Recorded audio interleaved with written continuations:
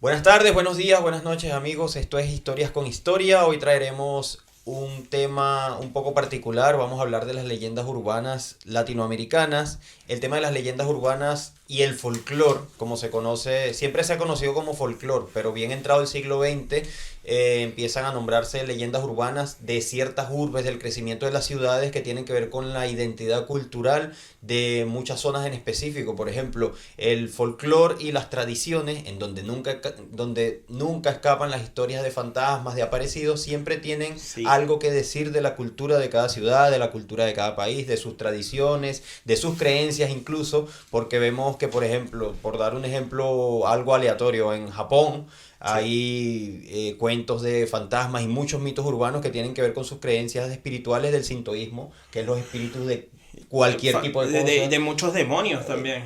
Tienen mucho. Países en donde, claro, muchísimos demonios en Japón, hay muchísimo, el argot popular de Japón, o sea, su folclore nace del tema de los demonios, los espíritus malvados, pero por dar otro ejemplo, hay países en donde sus mitos vienen más que todo de personas que sufrieron trágicas consecuencias en la guerra, en ocupaciones, De entonces accidentes, sí, de muchas cosas así. Latinoamérica, que es una mixtura, que aparte venimos de una transacción cultural por el colonialismo español, que dejó, por Sí. ejemplo, en países como México, hay multiplicidad de leyendas y de mitos urbanos, porque aparte de ser un país que tenía ancestralmente muchas creencias Sí. indoamericanas, también choca con el catolicismo del español y eso muchas veces crea como que una mixtura. Sí, se Entonces, vuelve como algo así como una fusión. claro, Fusión entonces de podemos decir que desde fusión cultural. México hasta Argentina, en todos estos países y todo este recorrido podemos ver espantos que a veces como que se asimilan y otros que son Sí. totalmente distintos que obedecen a la Sí. idiosincrasia de dicho Y a país. veces entre países se comunican y es como que son iguales, pero tienen una y otra cosita distinta, pero es la misma leyenda o es el mismo mito. Es importante decir que no hay país que no tenga cultura de leyendas. Yo intenté buscar a ver si había un país que no tuviera alguna aparición o espectro. No, No ninguno. Incluso los existe. del primer Todos. mundo. Todos los Incluso países, si sí. nos vamos a Noruega, vas a encontrar leyendas nórdicas que datan de los tiempos de los vikingos. En la misma Rusia hay una bruja, no recuerdo cómo es que se llamaba la... Sí, es que siempre, bueno, no, Siempre, o sea, siempre, en Estados Unidos el cuento del jinete sin cabeza, por dar algunos ejemplos. sí, Y me atrevo a decir que hay hasta incluso rankings o fantasmas que son propiamente dichos tienen de como una zona niveles. y otros fantasmas que tienen más nivel, porque hay uno del cual hablaremos que yo creo que es el rockstar de todos los espantos y aparecidos de Latinoamérica, que Sí. desde México hasta Argentina parece que aparece y todas las culturas lo adoptan también como propio. Sí, no, espectro, se podría decir, tiene el pasaporte todo sellado, porque pasa Sí, por todos los países. todo. Es importante, de verdad, es pensar eso. Y todos dicen que es el mismo, y como te digo, dependiendo del lugar, cambia un poquito la historia, pero es lo mismo, básicamente. A ver, yo creo que también esto se utilizaba mucho en los tiempos de antaño para las personas que hacían cosas malas o obraban mal, le tuvieran un poquito de respeto o de miedo a esas situaciones, a esos espectros y no se comportaran mal. Porque hay unos que se dedican a ciertos tipos de personas o a ciertos rubros de personas, no es a todo el mundo. Sí, por Que, ejemplo, los que le salen a los borrachos, el que le sale al esa, mujeriego, sí. el que se lleva a los niños que están haciendo Y travesuras. yo O me sea, imagino siempre. eso, es como que de repente estamos tú y yo caminando así y de repente, no, mira, él es borracho, pero no, él no, entonces no lo voy a asustar porque hay uno que no es borracho, Sí, algo así, es entonces como que no. siempre por eso es que obedecen a las conductas y las tradiciones de algunos pueblos, Sí, unos más supersticiosos que otros, sí, pero siempre tomando en cuenta que representan algún tipo de castigo o algún tipo de reprimenda. Entonces, sí. Es muy bueno esto, bueno, pero Yo, pues vamos a yo creo empezar, que sin más preámbulo podemos sí, empezar por lo menos a nombrar los arranquemos. que son más notorios de ciertas latitudes, ¿no? Bueno, yo si quieres te digo de Chile o de Venezuela y tú me dices cuál quieres que arranquemos con. Lo que pasa es cuántos tienes de Chile y cuántos de Mira, tengo Venezuela. uno de Chile. Uno y de Y Venezuela hay como tengo, dos o bueno, tres. tengo dos de Chile, uno y medio, digamos así, porque es uno que digamos que podemos hablar bastante y uno que es chiquitito que es simplemente como un cuento urbano. Y de Venezuela De hay Venezuela, dos que hay que nombrar de Venezuela porque sí. tenemos dos y bueno, se podría decir que de toda Latinoamérica uno. Entonces no sé, dime tú. Comencemos por Ahí Chile. arrancamos. Entonces. Comenzamos por Chile, vamos a comenzar porque hay una que es muy chistosa, muy sonada y que es muy cortita, vamos a decirlo así, que se dice que es el fantasma de Kennedy. De Kennedy. Sí, pero tú dirás, de Kennedy, no es Kennedy el presidente, es la de la avenida Kennedy que está por Las Condes, Yeah. que es un espectro que se le aparece a los taxistas de noche justo en esa avenida y se dice que es una mujer blanca con un vestido blanco, pero no un vestido de novia ni nada, sino un vestido blanco y pelo amarillo, la cual simplemente se monta en los taxis de medianoche y a mitad de camino desaparece. Lo peculiar de esta situación es que hay muchos cuentos de que hay infinidad de taxistas que dicen que le pasa y justo es en esa avenida y a cierta hora de la noche. Siempre se monta en el taxi, la ven llorando y como a mitad de camino ellos voltean y ya no está. Como que si desaparece el espectro. Y pasa que hay se tiene documentado que hay una mujer que dicen que murió en esa misma avenida y tiene las mismas características. Entonces es como la aparición de esa mujer. Aquí va a salir el nombre de ella. De verdad, ahorita de verdad se me olvida el nombre. Pero aquí va a salir el nombre de ella. Y es muy, muy connotada por toda el rubro de los taxistas. Y dicen que también que si tú te portas mal con ella o la tratas mal, te va a dejar estéril. Ese es como el miedo del taxista, que lo dejen estéril. Entonces es como digamos un cuento cortito. Eso es digamos que lo más tranquilito. Ahora, si nos vamos a Venezuela, tenemos una muy famosa que es de un hombre que se le dicen el Silbón. ¿Cachas el Silbón? Pero ya cerraste el de Chile ya. Sí, no, pero no, es que el que viene la de Chile grande, esa la vamos a dejar No, como a pero mitad. no, o sea, no, ¿por qué? Porque es un cuento importante y es de alguien que vivió, alguien que existió y está documentado. Y hay muchas cosas que podemos hablar de esa persona. Y bueno, para quienes ya le estén buscando quién puede ser, vamos a hablar de la Quintrala. Entonces ahí tiene mucho en cuento. Si quieres podemos arrancar con la Quintrala o por el Sí, Silbón. como para no saltar de un país a otro, sino claro, llevar como una especie de... Hablemos de la Quintrala. Bueno, Catalina de los Ríos y Lisperger. Ese era su nombre. Y era una mujer de mucho dinero, de alta alcurnia, de que su familia vinieron con los fundadores de Santiago. Y tiene sangre mapuche y tiene sangre española. Es como una ligadita. Era una mujer, según lo que di cuenta la leyenda, muy hermosa, con pelo rojo, color así rojo fuego, extremadamente linda, pero que estaba maldita. Estaba maldita porque su madre, que también se llamaba Catalina, Catalina Lisperger, hizo pacto con el diablo. Entonces, ella, los mismos esclavos de ella la maldijeron para siempre, o digámoslo así, le dejaron una maldición que no podía tener hijos y si tenía hijos iban a morir y que nunca iba a encontrar el amor. ¿Qué pasa? Que era como te digo, una lugarteniente de todo Santiago, tenía unos fundos por todos lados, por todo Santiago, y de verdad que es considerada que en esos tiempos, te estoy hablando de los años 1600, ella nació en el 1604 y falleció en el 1665, era la persona con más dinero en Santiago. ¿Por qué? Porque hizo muchas cosas que al final fue la que quedó en su familia con todo, digamos que con toda la gerencia, y se convirtió en la persona con más dinero en toda Chile, en todo Chile. Entonces, tú me dirás, ¿por qué le dicen la Quintrala? Porque se viene de una flor, del quintral, que es muy parecida, dice que era muy parecido a ella.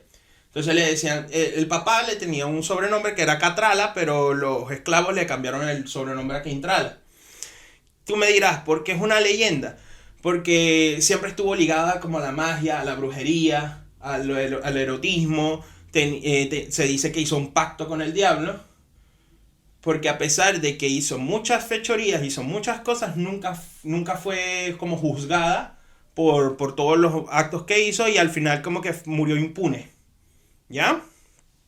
Entonces, ella, bueno, como te dije, su familia llegó con Pedro de Valdivia a Santiago, fundaron Santiago, hicieron unos fundos, hicieron muchos lados. La parte de Quilicura era todo de la familia de la Quintrala. Todo lo que era Quilicura, La Ligua, todos esos lugares era de parte de ellos, ¿ya? em, bueno, mató a muchas personas. Uno de los que fue más conocidos de que se sabe que ella lo mató fue un lugarteniente también que se llamaba Enrique de Guzmán. ¿Ya? Un lugarteniente, un terrateniente. Terrateniente no es la palabra, no lugarteniente, perdón. Un terrateniente que era como fundador también de Santiago y tenía muchas tierras, pero que se enamoró de ella y al final ella lo termina matando. Y siempre caracterizaba esto, que sus fechorías luego hacía que un esclavo se inculpara. Dijera, no, fui yo el que lo mató. Para ella, por supuesto, salir libre. Torturaba mucho a sus esclavos, mataba a muchos esclavos, pero a infinidades. Tanto así que se les rebelaron en un momento los esclavos, hicieron una rebelión, y es una de las primeras rebeliones acá por el maltrato de ella hacia sus esclavos. Y al final la rebelión no duró mucho porque los que se pudieron escapar los terminaron encontrando, los terminaron agarrando y enjuiciando igual. Porque estamos hablando de los años 1600 donde un esclavo era peor que un animal. Entonces valía menos que un animal y que se escapara, eso era el sacrilegio máximo del mundo, ¿ya? Ella a los 18 años mató a su propio padre envenenándolo.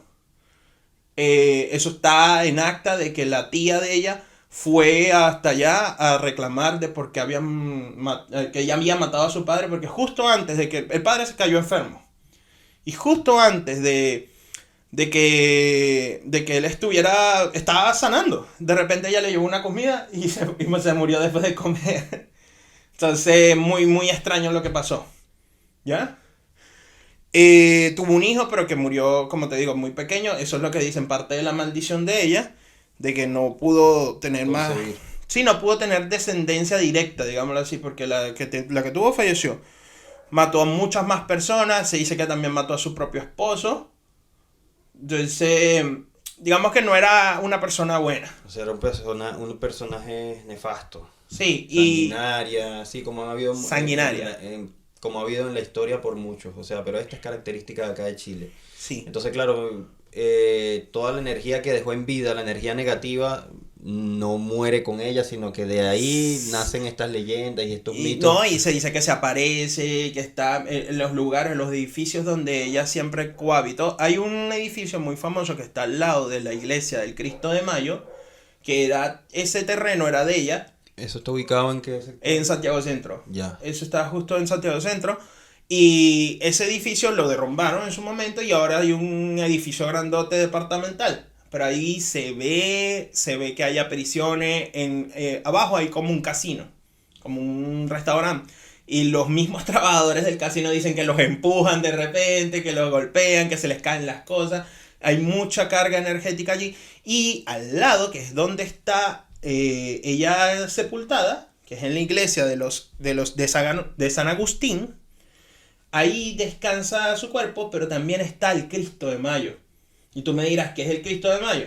Es un Cristo gigantesco, tallado en madera, que tiene una cara y unas facciones muy, muy grotescas. No es como un Cristo normal, que de por sí el Cristo, digamos que en la cruz es feo, así, es como con sangre, golpe. Ese es como a un nivel más fuerte, tallado en madera. Y pasó que ella lo tuvo un momento en su casa. Y ella cuenta la leyenda que ella decía que ningún hombre la podía mirar mal, inclusive Jesús, y los mandó a sacar a la calle. Después que pasó eso, en el año 1645 hubo un gran terremoto de Santiago, que es el gran terremoto donde dicen que falleció el 20% de toda la ciudad. Y todos los edificios se derrumbaron y justo en la iglesia lo único que quedó en pie fue el Cristo. ¿Ya? Y pasa que él tiene una corona de espinas. Y la corona de espinas le quedó acá, en el cuello. Y cada vez que han intentado volvérsela a poner, tiembla. No, es extrañísimo eso, porque como que el Cristo se dice que quedó cargado con la energía de ella. Entonces, cada vez que se le intenta poner en el cuello, tiembla. Y es algo muy extraño. Está actualmente. Está actualmente y está exhibido y todo, y es imponente. Yo he ido con mi esposa allá y es imponente. Hay una vibra súper fuerte en esa iglesia. De por sí que la iglesia es muy antigua y tiene muchos lugares donde hay personas que están sepultadas, dicen las personas que están. pero es una carga energética abismal, Julio. Entonces, dicen que le hicieron pruebas y es casi que imposible de que la corona de espina por sus dimensiones llegara al cuello sin ayuda. Y pasó cuando hubo el gran terremoto. Y las 2 veces que intentaron ponérsela otra vez encima, arriba la corona, tembló. Y también pasa de que si al Cristo no lo sacan, una vez al año tiembla ese año. Entonces ahí tú me dirás qué pasa con ese Cristo, que de verdad ya ha pasado, que por meras casualidades, por situaciones ajenas a la voluntad de los feligreses, no se ha podido hacer las congregaciones o no se han podido hacer, digamos que las procesiones, las procesiones serían, ¿verdad? Sí, las procesiones, siempre cuando pasa eso, tiembla ese año. Obvio, estamos en un país súper sísmico, Claro. pero es mucha coincidencia también que pase ese tipo de cosas. Entonces, claro, la leyenda de la Quintrala permanece hasta el día de hoy, como te digo, en los lugares donde ya estuvo, hay mucha carga energética, hay muchas personas que han ido, de esos como cazadores de fantasmas, han documentado muchas cosas, y es por eso, por toda la maldad que ella infundió digamos que a sus esclavos y a sus personas allegadas, que digamos que quedó maldita. Entonces se podría decir que ella es como el equivalente chileno a la Llorona o a la Sayona.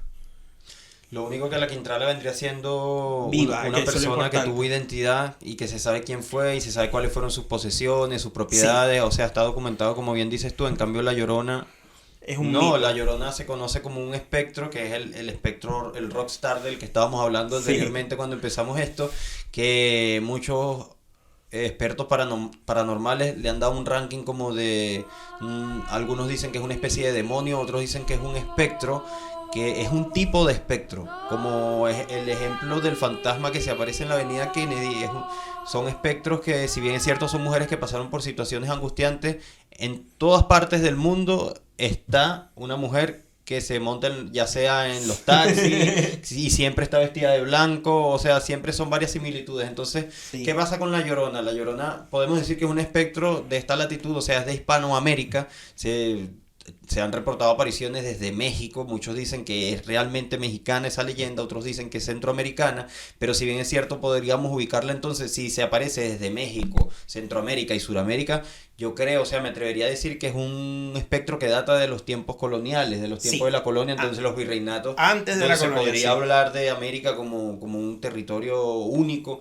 Entonces, más allá de los virreinatos y todas estas cuestiones, pues, tema apariciones de la Llorona, reportes en Colombia, en Venezuela, en la misma Argentina, acá en Chile, en Perú, pero en México es como que el epicentro y ellos la han adoptado como parte de su cultura incluso. Totalmente. Tienen una tumba que dice que es la tumba de la Llorona, donde es un lugar maldito también, y que dicen que hay muchas apariciones en muchos lugares.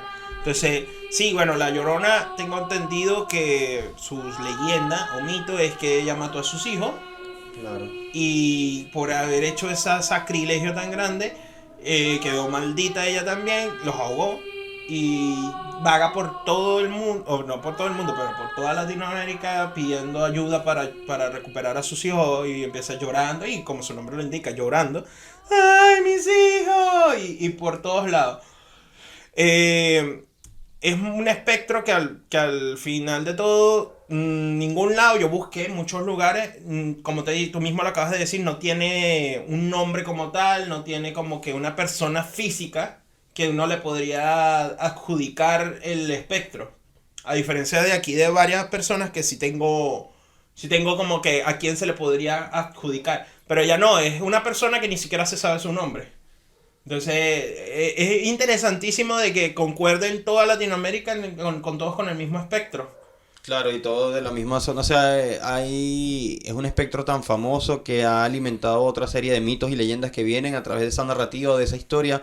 Algunos cambian, otros dicen que fue en el río, otros dicen que la mató asfixiada, otros dicen que le prendió fuego a la casa, o sea, y han derivado también como una especie de espectros que vienen de allí o vienen alimentados de lo que es el gran mito de la Llorona. Por ejemplo, en Venezuela también está lo que llamaban la Sayona, que es algo propiamente de los llanos venezolanos, que si bien es cierto, no es la Llorona, pero es bastante parecida y es algo como que producto de este mismo mito. O sea, ella mata, esto es por un arranque de celos, porque la mamá supuestamente le llegó el rumor de que la mamá se acostaba con el esposo, entonces le prendió fuego a la casa estando el esposo y la mamá dentro, la mamá la maldice, pero es algo que igual siempre tiene similitud. Ella se convierte en un demonio cuando la maldicen, después anda detrás de los hombres mujeriegos, o sea, es prácticamente similar a muchos Se parecen mucho, exacto, pero... Aunque la Llorona no respeta al público en general, no es precisamente con los mujeriegos, no es precisamente con los alcohólicos. La Llorona dicen que si la escuchas en un lugar determinado es porque está esa aparición,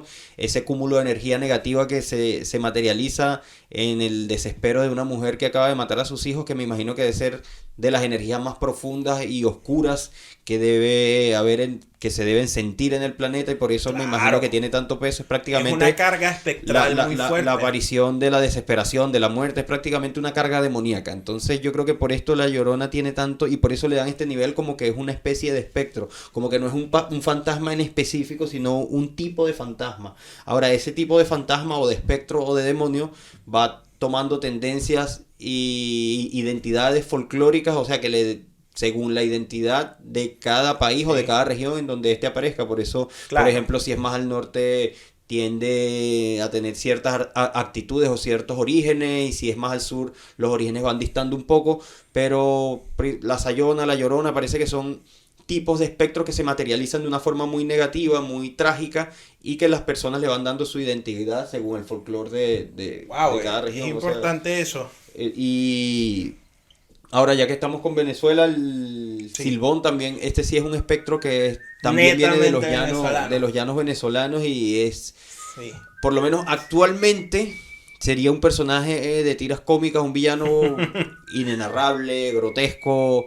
Se dice que los mismos llaneros, como dicen en el cuento del Silbón, porque es parte del folclore, incluso el corrido del Silbón, que en Venezuela con la música tradicional venezolana narran el cuento. Juan Hilario, que era el hombre mujeriego y rumbero incrédulo, que el Silbón se le aparece y le cambia la vida para siempre, y ahí es donde queda sale loco. El característico sonido del silbido. Entonces él se aparece con un silbido, se anuncia con un silbido. Primero no lo ves, sino que escuchas, y dicen que si está lejos es porque está cerca, y si lo escuchas cerca es porque está lejos. Exacto. Entonces esta aparición es un espectro totalmente maligno, es un hombre, supuestamente, como los llaneros dicen, porque ellos no cuestionan la existencia del Silbón, dicen que para ellos es un hecho.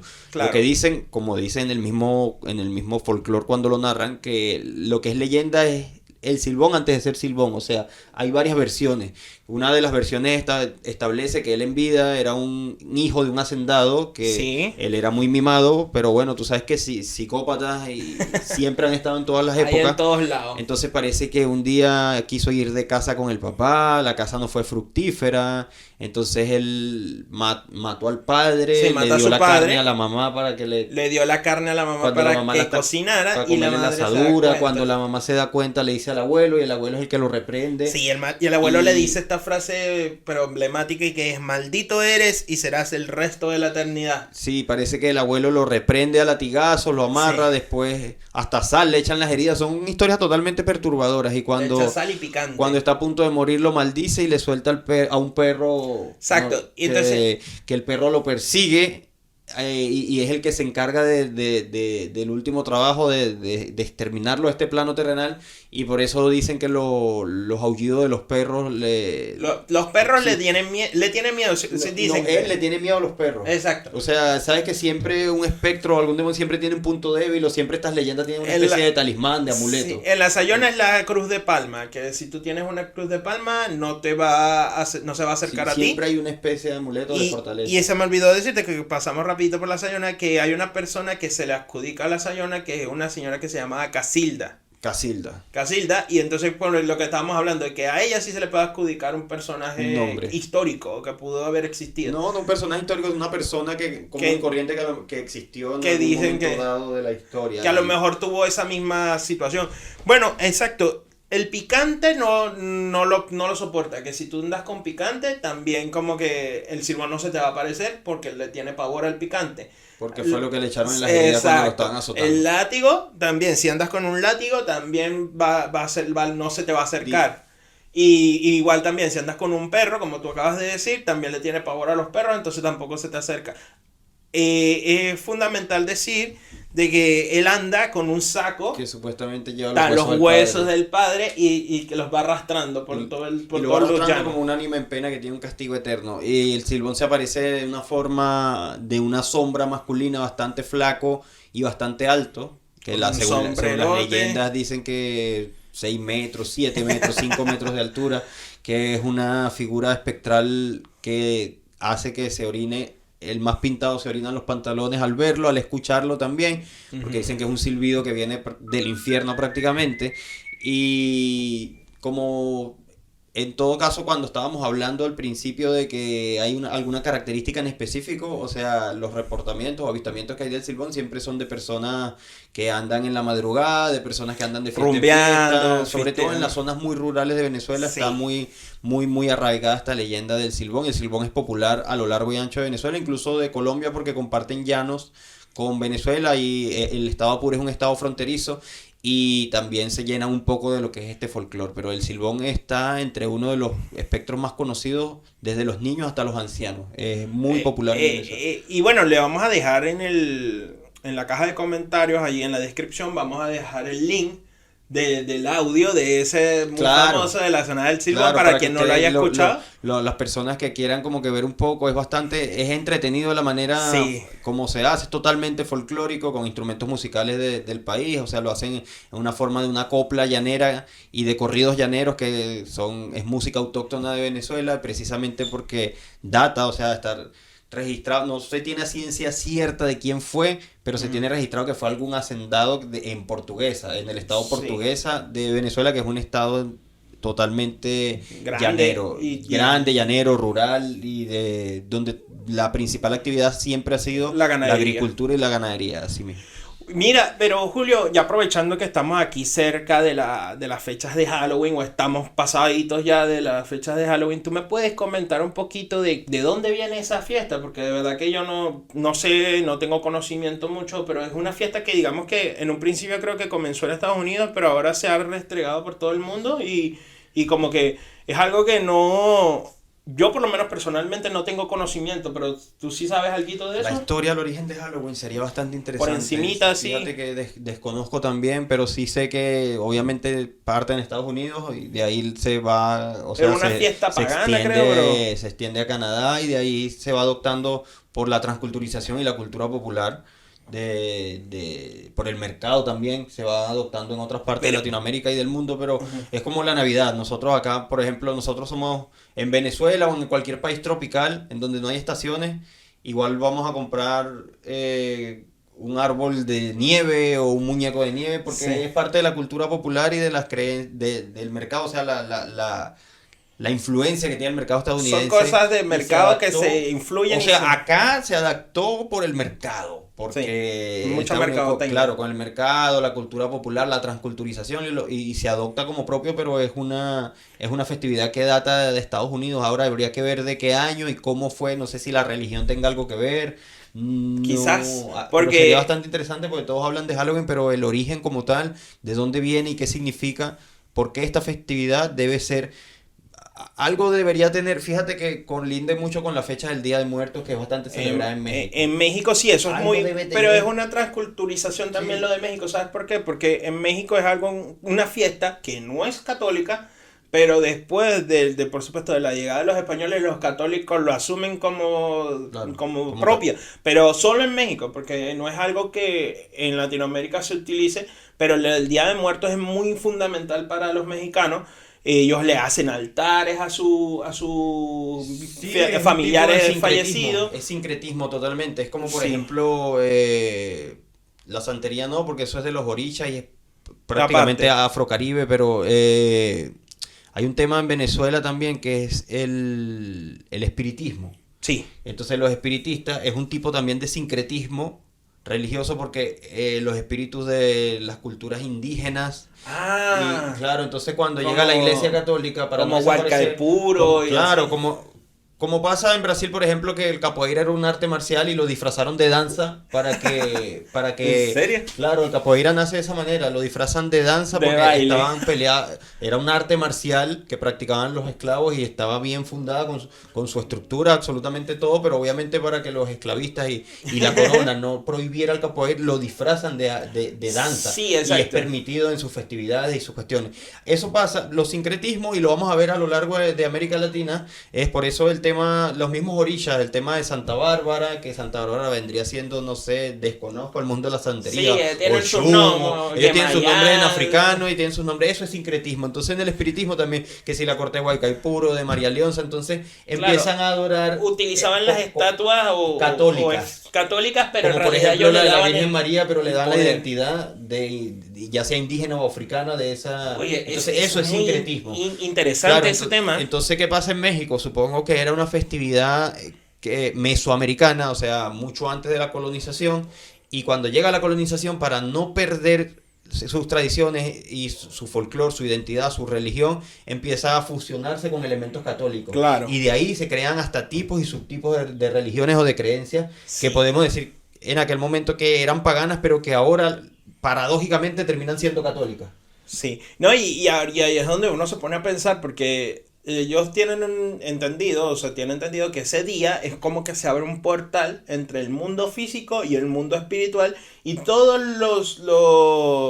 los familiares y conocidos de ellos vuelven al mundo terrenal y por eso es que en los cementerios le hacen altares con flores, hay una flor muy característica de ese tiempo que es la flor de cempasúchil, que es una flor amarillita que siempre va a estar adornado todo así, le hacen comida lo que le gustaba en vida, digamos, si era una persona que le gustaba mucho beber, Sí. le ponen su Es cervecita, tan llamativo y extravagante que bueno. o su papita, lo que sea. Inspiró al estudio Pixar para Ah, la bueno, Coco. ¿verdad? Coco Coco. está basado en esa tradición fiel que tienen los Cierto. mexicanos.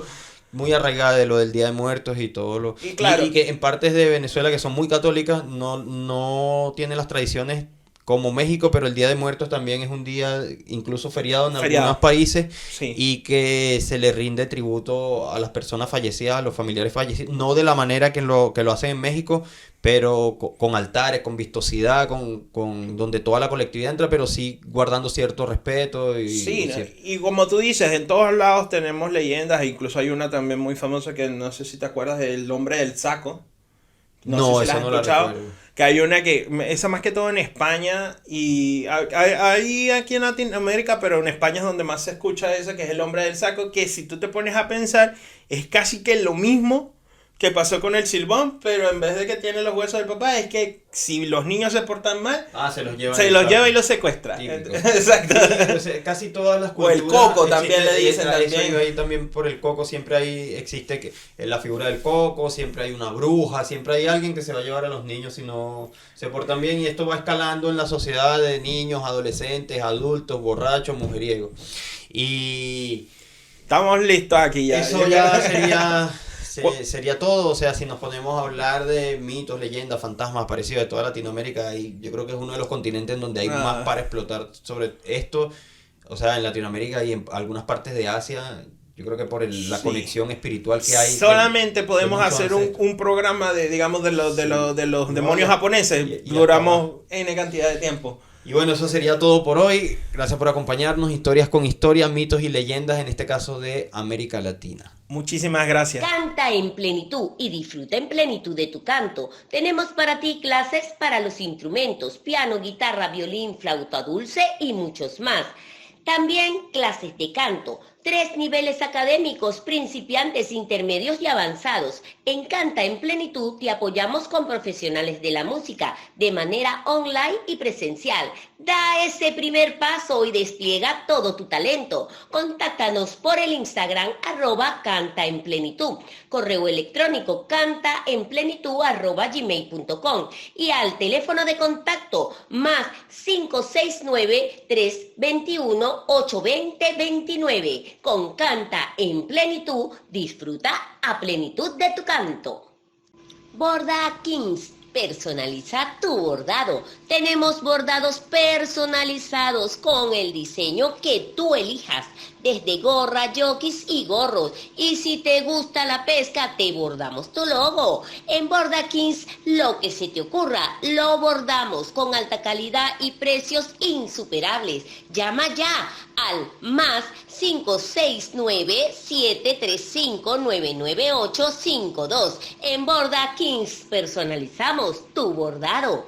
Central Music, todo en instrumentos musicales. Contamos con un amplio surtido de instrumentos musicales, audio profesional y servicio técnico. En Central Music trabajamos para ti. Estamos ubicados en la avenida San Diego, 171, Santiago Centro. También puedes escribirnos al correo ventas@centralmusic.cl o por la web www.centralmusic.cl. Teléfono de contacto más 569-891-49158. Central Music, todo en instrumentos musicales.